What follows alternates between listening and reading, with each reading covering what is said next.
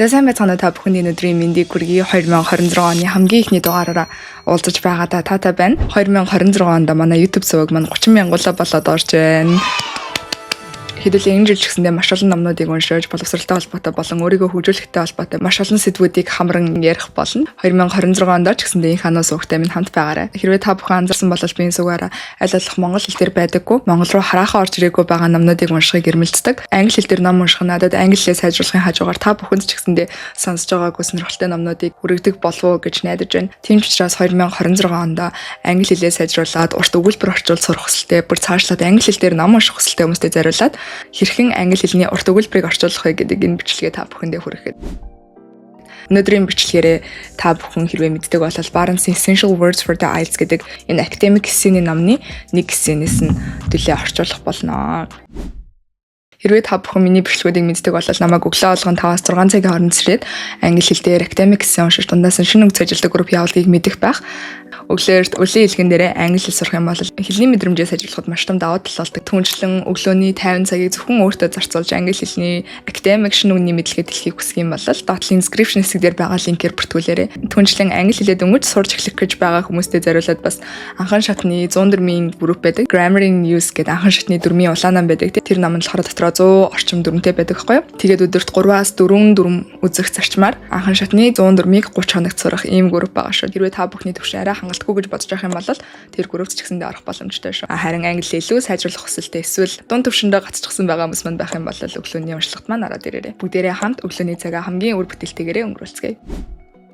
Барнсын номныхоо хамгийн эхний юнитийн 2 дахь сэдэв болох bird migration гэдэг сэдвийн талаар уншъя. Migrate гэдэг маань өөрөө уйлог, нүүдэллэх гэсэн утгыг илэрхийлдэг бол migration болгонгуудаа нүүдэл гэдэг нэр үг болгоод хэрэглэдэг гэсэн. Тэгээд bird migration гэдэг маань болохоор шууны нүүдэл гэсэн утгыг илэрхийлдэг. Би бас хэдэн жилийн өмнө уншиж байсан нэг аюур заны шуутай холбоотой ном байдаг. Нэг шуу ингээд өөр шуунуудын бие дараа тэгээ яваад байдаг. Тэгэнгүүтээ яг галуу шууны биед орсон чинь галуу шуу ч өөрөө нүүдэлдэг шүү дээ тий.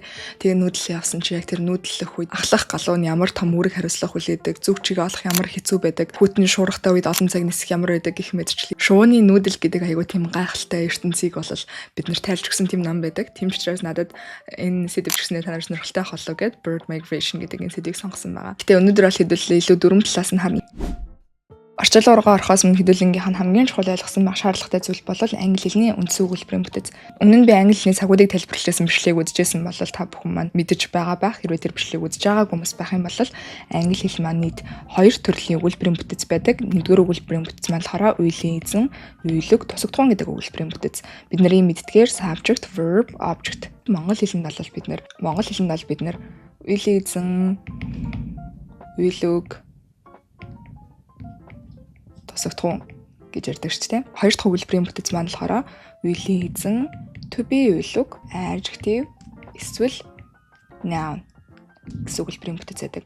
За энэ маань болохоор бидний мэддгээр subject, to be уйлог маань болохоор am, is, are гэж төлөв ярьдаг тийм. Гэх мэтчлэнгээр бид нар хэрэгэлдэг. За монгол хэлэнд бол to be уйлогийг бол хэдүүлээ болоор орчуулдаг.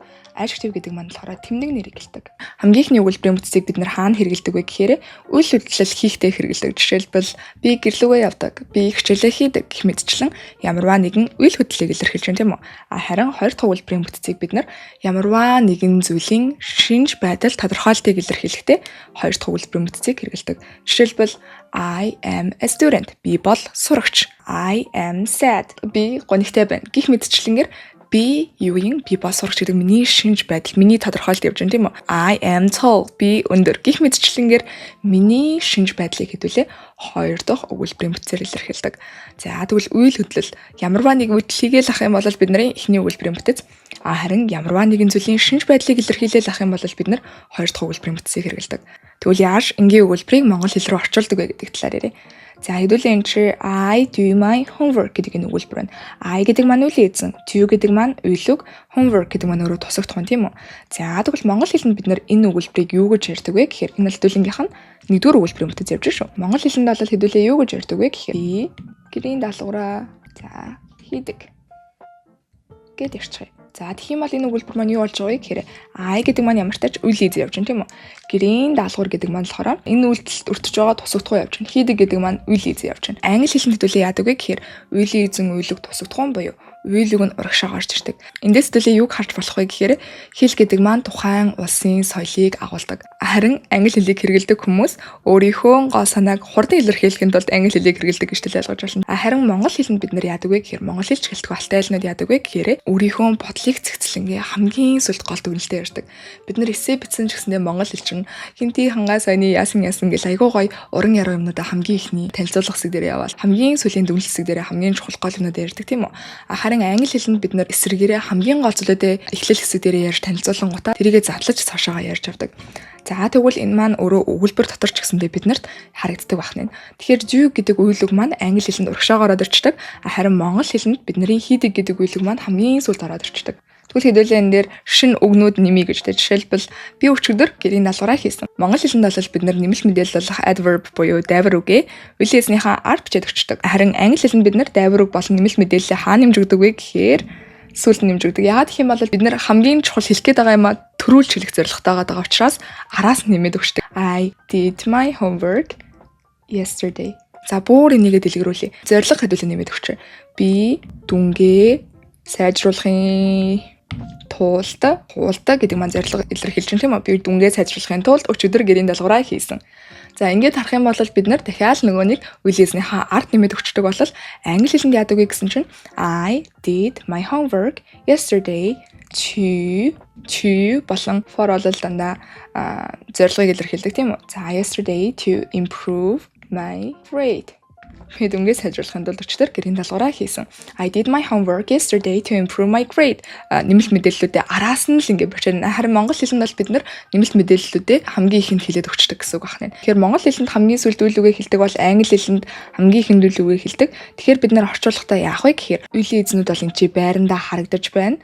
Тэгээ хэдүүлээ яах ёстой вэ гэхээр үйл үгээ төр авчин. Яагаад гэх юм бол бид нар хамгийн сүүлд үйлүгээ орчуулна монгол хэлэнд. Тийм учраас үйл үгээ төр авчин. Тэгэнгүүтээ яах вэ гэхээр араас нь орчуулж эхэлнэ. I to improve my grade зорилгоо хэллээ. Би өөрийнхөө дүнгээ сайжруулахын тулд yesterday өчигдөр гэрийн даалгавраа тэгэнгүүтээ хамгийн сүүлд нь гол үлэг оруулаад ирнэ гэсэн. Би дүнгээ сайжруулахын тулд өчигдөр гэрийн даалгавраа хийсэн гэдэг энэ өгүүлбэр гарч ирнэ. Урт өгүүлбэр орчуулахад хамгийн чухал зүйл бол гол үйл үгээ олох байна. Хоёр дахь өгүүлбэрийн бүтээц дээр ч гэсэн адилхан.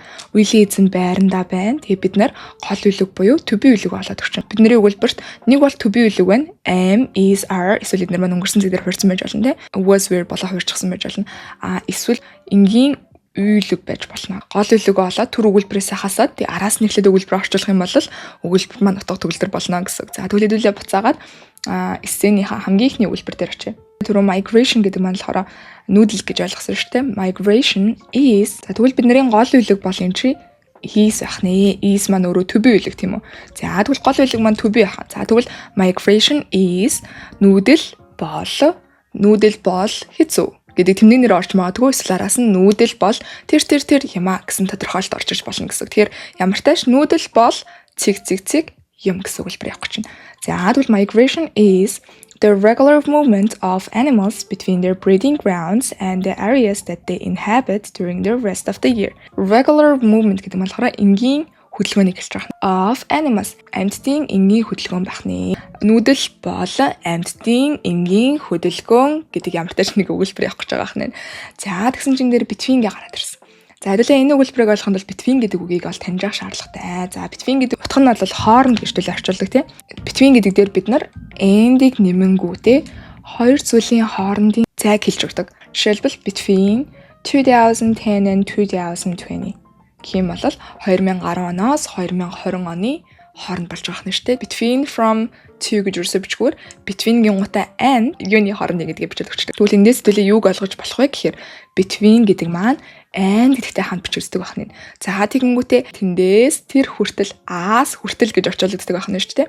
2010-аас 2020 он хүртэл between and between олчихсан юм чинь энэ чинь ямар ч тач and байх хэвээр and олчих. Between энэ гараад ирсэн. And гэ гараад ирсэн. Тэгвэл нэг хоёр зүйлийн хооронд аас тэр хүртэл гэсэн юм явах гээд байна да. Тэгвэл their breeding ground breed гэдэг маань болохоор өөрөө үржих гэсэн утгыг илэрхийлдэг. Тэдний үржлийн газар as нийгэм рүү хүртэл. За юу хүртлээ гэсэн чинь the areas that they inhabit during the rest of the year. Areas гэнэ. Area гэдэг талбай тийм үү. Ямар талбай вэ гэсэн чинь inhabit гэж байна. Inhabit гэдэг маань болохоор суурьших, амьдрах гэсэн утгыг илэрхийлдэг. Бидний амьдрах газрынх нь during гэдэг маань болохоор ийм турш гэсэн утгыг илэрхийлдэг. Ийм турш тэгвэл цаг хугацаа явах гэж байгаа. Дайвар өгөн чи явах гэж байгаа юм шүү дээ. During the rest of the year. Жилийн үлдсэн хэсгийн турш inhabit амьдрах area. Газрыг хэлж байгаа хнэ. Газрыг тодорхойлж өгнө гэдгийг хэдүүлээ яаж мэдэх вэ гэхээр эн чи det ороод ирчихсэн. Det ороод ирчих юм бол that-ийн өмнө байгаа үгийг тодорхойлж байгаа хэсэг явах гэж байна л гэсэн. Энд байгаа бүх хэсэг энэ урталтаа орж байгаа area гэдэг үгийг бид нарт тодорхойлж нэмэлт мэдээлэл өгж байгаа. Ямар талбарын гэдэг асуултанд хариулж байгаа гэсэн. Ямар талбарын? Тэдний үлдсэн жилийн турш амьдардаг талбар ахна.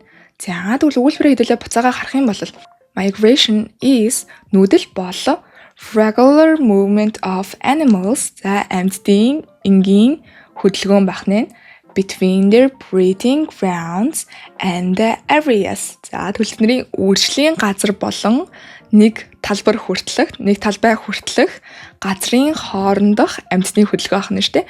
Ямар талбай гэсэн чинь үлдсэн жилийн туршид амьдардаг талбай хүртэлх газрын хооронд хийдэг амьтдын энгийн хөдөлгөөнийг бид нар migration буюу нүүдэл гэж нэрлэдэг байна. Хэдүүлэнгийнх нь өнөөдрийн энэ өгүүлбэрээс сурсан зүйл. Хэдүүл энэ өгүүлбэрийг ойлгоход ямар шиг нүдийг мэдсэн байх шаардлагатай вэ гэхээр migration, inhabit, breeding гэдэг энэ гурван үгийг заавал мэдсэн байх шаардлагатай байна. Энэ гурван үгийг мэдчихэж бид нар энэ өгүүлбэрийг бүтэн ойлгох нэ. Дөрмийн үед хэдүүлээ ямар дөрмийг мэдсэн байх шаардлагатай вэ гэхээр англи хэлний үндсэн өгүүлбэрийн бүтэц залах үлийн эзэн үйлэг тусагдах, үлийн эзэн төбий үйлэг, adjective, нэр үг гэдэг энэ өгүүлбэрийн бүтцийг бол бид нар мэдсэн байх шаардлагатай. Үндсэн өгүүлбэрийн бүтцээс гадна бид нар юуг мэдсэн байх шаардлагатай вэ гэхээр between болон and энэ дөрмийг мэдсэн байх шаардлагатай байна. Between and хоёр маань хамтаа нийлэнгүүтээ хоёр зүйлийн хооронд гэсэн as хүртэл гэсэн утгыг илэрхийлдэг. Хэрвээ та бүхэн анзаарах юм бол энэ жижигхэн өгүүлбэрээс сурах юм зөндөө байгаас тэнийг би цуурлалахад энэ bird migration гэдэг сэдвээ та бүхэндээ орчуулж дуусгахыг гэж бодож байна. Эхний хэсэг дээр нь хэдүүлээ нэлээд дөрм ярьж байгаа сүүл рүүгээ болол шууд орчуулаад явчих болов уу гэж бодож байна. Тэгээ дараагийн хэсгийг үзхийг хүсэх юм бол та бүхэн маань subscribe хийгээрэй. Тэгээд дараагийнхаа бичлэгээр уулзцгаая.